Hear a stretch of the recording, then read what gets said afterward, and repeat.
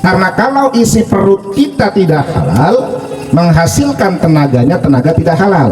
Kalau menghasilkan tenaga tidak halal, dibawa untuk ibadah susah, males. Karena ada, kalau tidak salah kaidah tasawuf, idza dakhalal haram kharajal haram. Apabila yang masuk ke dalam diri kita itu sesuatu yang haram, maka gerakan fisik kita keinginannya sama yang haram. Karena sinyalnya ke sono. Sinyal haram, susah dibawa ibadahnya. Dipaksa ibadah, tidak bisa hati kita menghadap Allah karena hati kita tertutup dengan haram tadi.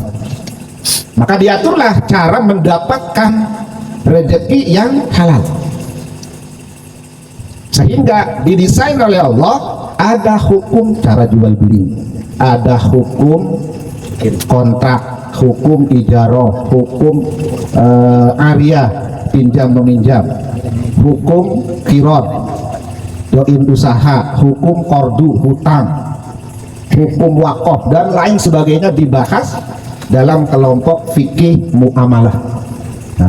Assalamualaikum. Selamat berjumpa kembali dengan Majelis Zikir Bilik Hidayah. Salam sehat selalu. Jangan lupa subscribe. Assalamualaikum warahmatullahi wabarakatuh.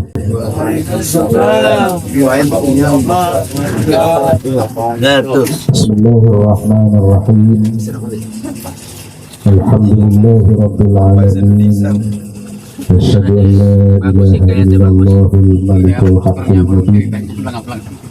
Wa asyhadu anna sayyidana wa nabiyyana Muhammadan abduhu wa rasuluhu as-sadiqul wa'dil amin. Allahumma salli wa sallim wa barik ala sayyidina wa maulana Muhammadin sayyidil mursalin wa ala alihi wa sahbihi ajma'in. Amma ba'du. Ya ibadallah, usikum wa nafsi bitaqwallah faqad fazal muttaqin. Qala ta'ala fi muhkam kitabih wa huwa asdaqul qailin wa ma khalaqtul jinna wal insa illa liya'budun ay liyuwahhidun. Al-ayah. Ma'asyiral muslimin, ma'asyiral ahli padepokan anti galau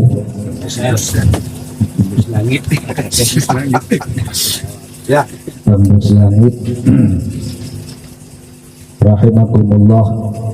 Beristimewa Bapak Sekdes Bapak Haji Ahmad Jayani, alhamdulillah jadi sponsor setiap malam Sabtu. Sponsor tetap, ya. Kalau sponsor tetap, insya Allah Sabtu depan masing-masing satu bungkus rokok. Walaupun Lea, alhamdulillah. Amin baik, amin. Dalam lurah. Tidak terkhusus, beristimewa Pak Jaziri, alhamdulillah di tengah-tengah kesibukannya bisa hadir, padahal beliau orang sibuk, kepala sekolah. Juga yang lain, khusus Bapak Jakri. Mudah-mudahan Bapak Jakri diberi kemudahan dalam segala aktivitasnya, dan juga mudah-mudahan cita-cita dan tujuannya dikabul oleh Allah Subhanahu wa Ta'ala. Amin. Amin kuat ya. Saudara-saudara, penduduk atau apa ya, santri lah, santri Padepokan Anti Galau. Sebelum saya lanjut, mohon maaf ini kepada semuanya, terutama masyarakat Bakung, kalau misalkan di hari kerja undang saya nggak hadir kalau habis asar. Kebetulan sekarang saya sudah punya aktivitas gitu ya. Alhamdulillah kalau hari kerja dari Senin sampai Jumat itu pulang jam 4 pagi Nelawi. Jadi kalau belum jam 4 belum bisa pulang. Kalau pulang absennya langsung, waduh uang makannya dipotong. Makanya mungkin Kak Jaziri kaget kemarin lihat saya di acara 17 Agustus ya, pakai pakaian dinas.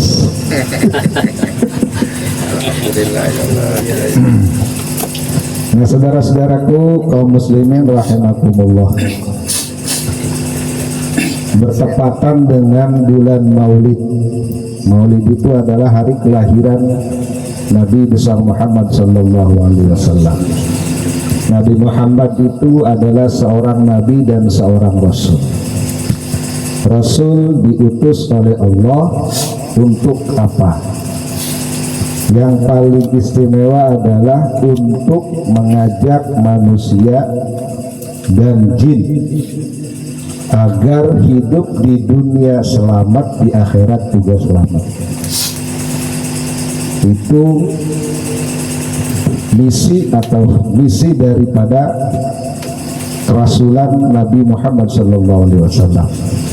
Nah, oleh karena itu Nabi Muhammad ini diberi ajaran oleh Allah, yang ajaran itu pastinya sesuai dengan karakteristik manusia dan jin, agar karakter itu bisa membawa keselamatan dari dunia sampai akhirat, yang disebut dengan undang-undang agama atau hukum agama. Di kita ada hukum agama, ada hukum positif, ada hukum adat. Kemarin sudah saya bahas. Nah, poin malam ini adalah tentang hukum agama. Sebagaimana ayat yang sudah saya baca di muqaddimah, wa ma khalaqtul jinna wal insa illa liya'budun ay liyuwahhidun. Kata Allah, tidak aku ciptakan jin dan manusia kecuali untuk menauhidkan Allah, meyakini keesaan Allah. Aplikasinya bagaimana? Aplikasi kita mengesahkan Allah adalah dengan beribadah hanya kepada Allah. Nah, cara ibadahnya bagaimana? Ibadah itu bukan hanya murni sholat, puasa, dan zakat, tapi ada ibadah mahdoh, murni langsung dengan Allah. Nanti ada ibadah sosial dan lain sebagainya. Maka dalam hukum ilmu fikih, pembahasannya itu dibagi menjadi 4 kelompok. Kelompok pertama adalah pembahasan tentang ibadah. Kelompok kedua pembahasan tentang muamalah. Ketiga adalah munakahat. Yang keempat adalah jinayah. Nah, kenapa Allah mendesain hukum itu menjadi 4? Nah, di sini ada rahasia tertentu sehingga Allah membuat hukum itu menjadi 4. Pertama, kenapa kita harus ibadah? Karena Allah menciptakan manusia, Allah menitipkan satu keistimewaan di manusia dan jin berupa akal. Kalau bahasa fikihnya adalah al-quwwatul idrakiyah atau al-quwwatul aqliyah, kemampuan berpikir dengan logika dan hati. Nah, ketika kita hidup di alam dunia, maka akal kita atau logika kita berpikir kita ini hidup ada di alam dunia bukan keinginan kita. Oleh siapa? Walaupun secara hukum adat kita lahir dari kedua orang tua, tapi nanti kesononya ujungnya ada permulaannya. Nah, permulaan adanya manusia dan alam semesta oleh siapa? Oleh Tuhan. Pertama Tuhan. Tuhan. Siapa Tuhan? Yang menciptakan alam raya. baik itu alam yang bawah berupa bumi dan lain-lainnya, juga alam yang di atas berupa langit dan planet-planet dan lain sebagainya. Nah, nanti logika kita berpikir, kita ini diciptakan oleh Allah. Kemudian berpikir lagi, seluruh alam raya ini diciptakan oleh Allah. Oh, berarti Allah itu Tuhan yang satu. Maka hati kita pasti mengesahkan dan menauhidkan Allah. Nah, cuma keyakinan itu bisa nanti dipertanggungjawabkan di hadapan Allah tentang keesaan Allah. Harus ada bukti. Mana buktinya Anda mengesahkan Allah, menuhankan hanya kepada Allah? Mana buktinya? Buktinya adalah kita ibadah hanya kepada Allah. Bagaimana cara ibadahnya? Diaturlah sama Allah. Mulai dari ibadah sholat, ibadah mahdoh, langsung urusan kita secara vertikal dengan Allah. Cara kita untuk curhat dengan Allah, caranya dengan sholat. Kemudian manusia hidup itu pasti diberikan apa? Modal apa? Modal kemampuan untuk berusaha. Maka ada yang diberikan harta lebih, ada yang diberikan hartanya kurang. Maka nanti ada ibadah sosial dari zakat. Kemudian ada lagi puasa, ada lagi nanti haji. Nah, kalau haji sama dengan umroh. Kebetulan salah satu jamaah kita ada yang mau umroh, alhamdulillah. Mudah-mudahan umrohnya mabruroh. Karena umroh paket ta, jadi mabruroh. Mabruroh itu umrohnya diterima oleh Allah karena melaksanakannya sesuai dengan aturan-aturan agama. Nah, itu maka oleh karena itu Allah membuat peraturannya itu disesuaikan dengan kemampuan akalnya manusia, cara ibadah tadi. Jadi ibadah itu mulai dari puasa sampai naik haji itu karena kita diberikan oleh Allah berupa kekuatan berpikir, pembuktian tentang kita bahwa Allah itu satu, Allah itu esa. Caranya ibadah hanya kepada Allah, meyakini adanya Allah yang menciptakan alam raya. Namanya kalau menurut pandangan teman-teman dari Wahabi Salafi namanya tauhid rububiyah. Bentuk dari ibadah kita hanya kepada Allah, berdoa hanya kepada Allah, meminta hanya kepada Allah, namanya tauhid uluhiyah. Nah, sudah ada di situ, sudah ada. Nah, kemudian Allah itu memberikan kepada kita manusia kekuatan syahwat. Syahwat ini nanti dibagi dua. Ada syahwatul fardiyah, ada syahwatul batniyah. Apa syahwatul fardiyah, syahwatul batniyah? Syahwatul batniyah itu keinginan kita untuk makan. Manusia kalau mau hidup harus makan. Tidak makan nggak bakal hidup. Coba 3 hari tidak makan, tidak minum, Bapak Jakri lemes. 3 hari 3 malam makan kagak, minum kagak, gimana? Mati. Jangankan tidak makan, tidak minum 3 hari 3 malam, pagi tidak sarapan, siang tidak makan, malam tidak makan, gimana? Lemes, ngegeter. Sholatnya bisa nggak? Bisa sih, bisa, cuma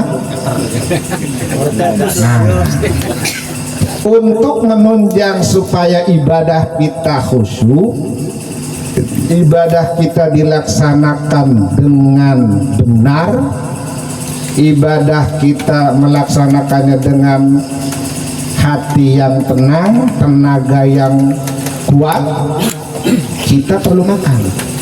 Karena di kita ada syahwatul batniyah. Maka perlu makan manusia. Nah, cuma makannya harus sesuai dengan aturan Allah, supaya nanti ibadah menghadap Allah, hati kita bisa nembus langit.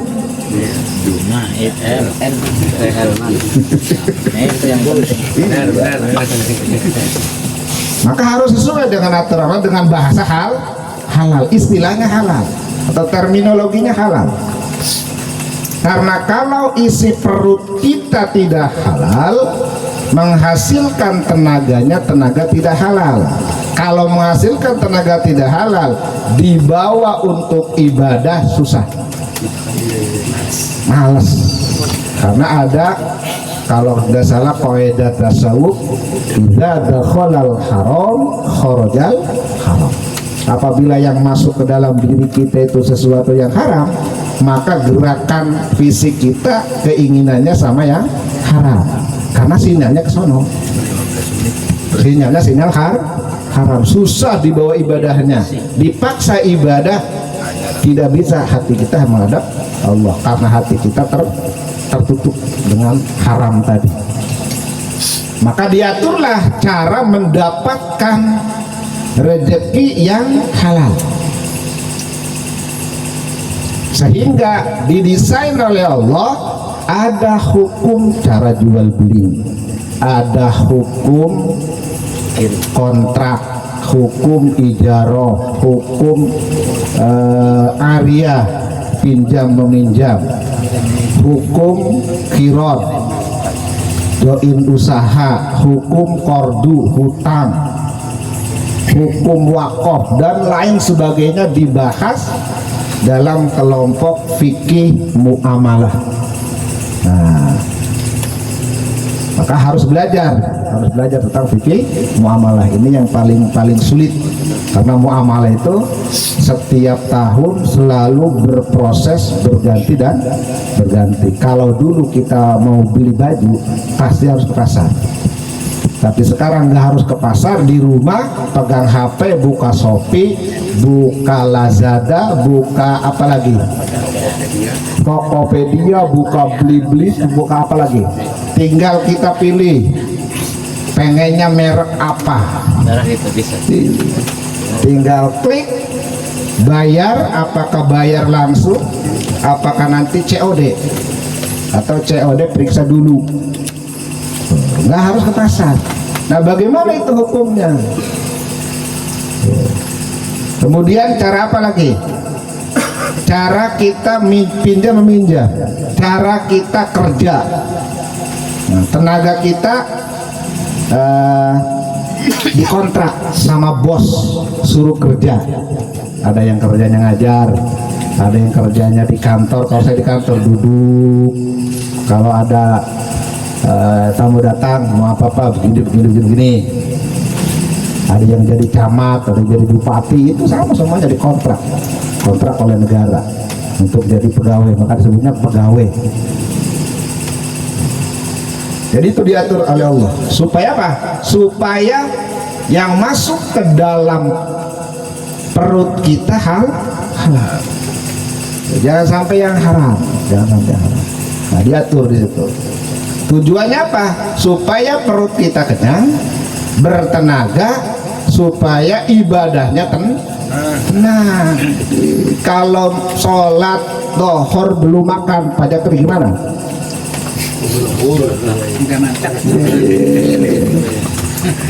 Sholat asar belum makan, dari pagi belum makan, belum merokok, sholat dohor tidak semangat. Makanya perutnya diisi dulu biar menghadap Allahnya tenang, tidak memikirkan apapun, tidak memikirkan berkat, tidak memikirkan selawat. Baca selawatnya tenang, berselawat jangan cari selawat. Tapi ada istilah begini, wa ta'awanu 'alal barakat wasshalawat. Tolong menolonglah untuk mendapatkan berkat dan mendapatkan selawat, bukan sholawat ya, selawat. Nah, itu yang kedua. Kemudian manusia ketika perutnya kenyang, nanti diproses. Di perut kita diproses, ada yang jadi tenaga, ada yang jadi darah, ada yang jadi mani. Nah, kalau sudah jadi mani, mani itu tempatnya nanti di mana? Di farji kita. Kalau di laki-laki adalah zakar.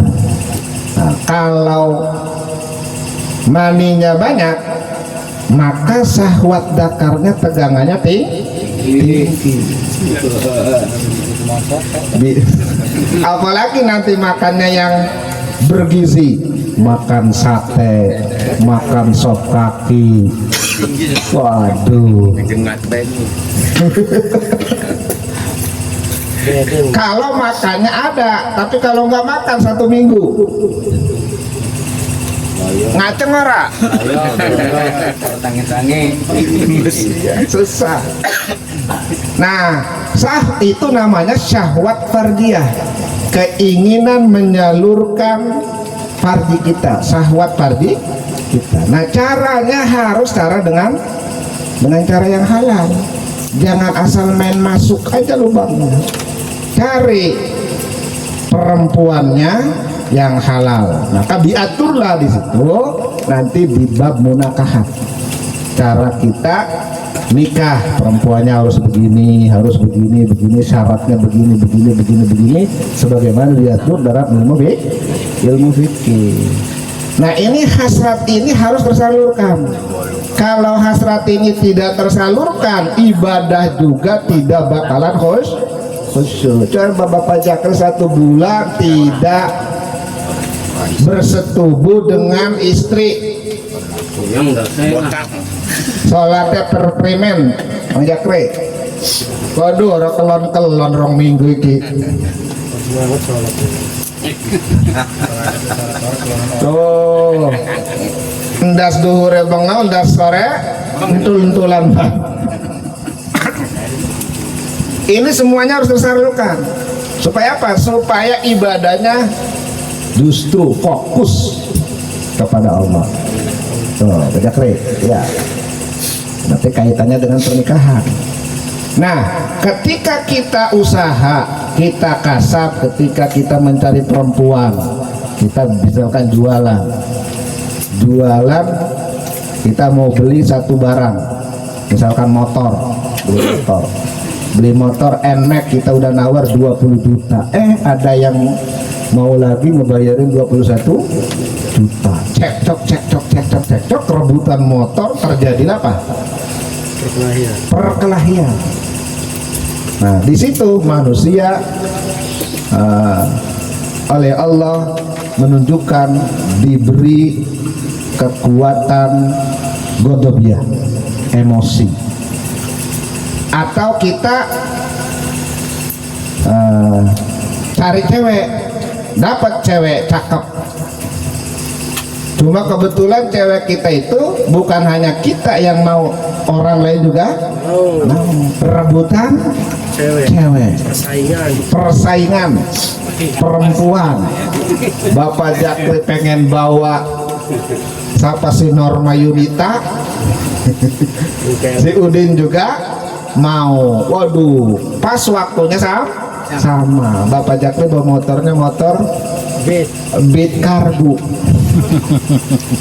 Yang anunya bawa apa? PCX. Waduh, ntar perempuannya pengennya naiknya PCX. Ngabuk Bapak Jakri ya. Waduh, udah ngamuk, berantem. Berantem, terjadilah musuhnya Bapak Jakri misalkan tangannya patah atau tangannya buntung. Nah, bagaimana itu terjadi? Nah, adalah nanti didesain oleh Allah, namanya hukum jinayah atau hukum pidana. Nah, maka diterangkannya pidana itu setelah muamalah, setelah muamalah dan setelah munakahat. Karena biasanya terjadinya begitu. Nanti ada hukumnya. Kalau orang ngebunuh orang harus bagaimana? Ada yang harus dibunuh lagi, ada yang harus bayar dia, ada yang harus begini. Atau misalkan mungkin kita pengen makan, nggak punya duit, mau ngutang ke warung, catatannya sudah 2 buku, terlalu banyak. Ke warung sini nggak bisa ngutang, ke warung sini nggak bisa ngutang, sampai bisa ngutang, bukan ngutang itu ya, ngutang. 2 hari belum makan. Lihat, waduh, ada bebek nih. Atau misalkan ada kambing dibawa sama kita atau dipaling sama kita. Nah, gimana? Kena hukumnya. Tuh, kena hukum, namanya hukum sirqah. Hukum sirqah harus begini, harus begini dan lain sebagainya. Nah, nanti ada juga di dalam hukum fikih itu urusan misalkan begini, urusan hutang piutang. Nah, urusan hutang piutang itu bahkan langsung oleh Allah memberikan petunjuk kalau kita hutang piutang ada caranya. Kata Allah, "Idza tadayantum bidainin ila ajalin musamman faktubu falyaktub bainakum katibun bil 'adl." Ayat itu, ayat di surat Al-Baqarah, ayat paling panjang, menjelaskan tentang administrasi utang piutang. Cuma perintahnya bukan perintah sunnah, juga bukan perintah wajib, hanya sebatas irsyad. Irsyad itu Allah memberikan petunjuk nih, kalau hutang piutangnya supaya tidak terjadi nanti percekcokan, caranya begini. So, misalkan Pak Wawi utang sama Bapak Jakri. Nah, Bapak Jakri memberikan hutang 10 juta kepada Pak Nawawi, maka hutang piutangnya ditulis. Pada hari ini ada berita acaranya, Bapak Nawawi berhutang kepada saya, Bapak Jakri, sebesar 10 juta yang akan dibayar misalkan nanti bulan Oktober tahun 2026. Harus ada saksi. Saksinya laki-laki 2 atau perempuan 4, laki-laki 1 atau perempuan 2. Kalau jadi saksi di situ nggak apa-apa perempuan, tapi perempuan harus 2. Nah, kalau kita laksanakan, kalau melaksanakan administrasi itu, niat kita hanya melaksanakan saja, tidak niat melaksanakan perintah Allah, tidak dapat pahala. Maka niatnya ketika kita bikin begitu, niat melaksanakan perintah Allah supaya dapat pahala. Saja ya. Supaya apa? Supaya nanti begitu temponya sudah datang, nanti Oktober tahun 2026, Bapak Jakri nagihnya enak tuh, surat perjanjiannya ada, saksinya ini hutangnya sekian, silahkan bayar. Tuh. Bagaimana kalau nggak bisa bayar? Ada 2 pilihan, berikan tempo lagi, atau Bapak Jakri dengan kebijaksanaannya, ya sudah Bapak Wawi jam 10 juta saya bebaskan, itu lebih mulia. Nah, ada aturannya tuh Bapak Jakri ya. Nah, maka tidak sembarangan, itu diatur dalam hukum fikih. Cuma di kita dari sekian aturan-aturan itu yang tidak dijadikan undang-undang di kita di Indonesia adalah dari hukum jinayat. Kenapa hukum jinayat tidak diterapkan? Di Indonesia bisa jadi hukum jinayat nantinya dipolitisir. Kebanyakan dipolitisir. Apalagi ya, di kita mah susah urusannya. Tapi walaupun begitu, sudah ada aturan-aturan hukum positif. Dengan mengikuti aturan positif juga sudah cukup. Kalau orang misalkan maling, harusnya kalau dalam hukum Islam harus potong tangan. Digantilah potong tangan itu dengan cara dipenjara sekian bulan atau sekian tahun. Mudah-mudahan penjara itu bisa bikin jerak, karena tujuan hukum Islam juga adalah bikin jerak. Mudah-mudahan. Hadirin jamaah rahimakumullah, mungkin itulah malam ini yang bisa saya sampaikan. Mohon maaf apabila ada sesuatu hal yang kurang berkenan. Mohon maaf atas segala kekurangan. Terima kasih atas perhatian. Wallahu muwaffiq ila aqwamit thoriq. Wassalamualaikum warahmatullahi wabarakatuh.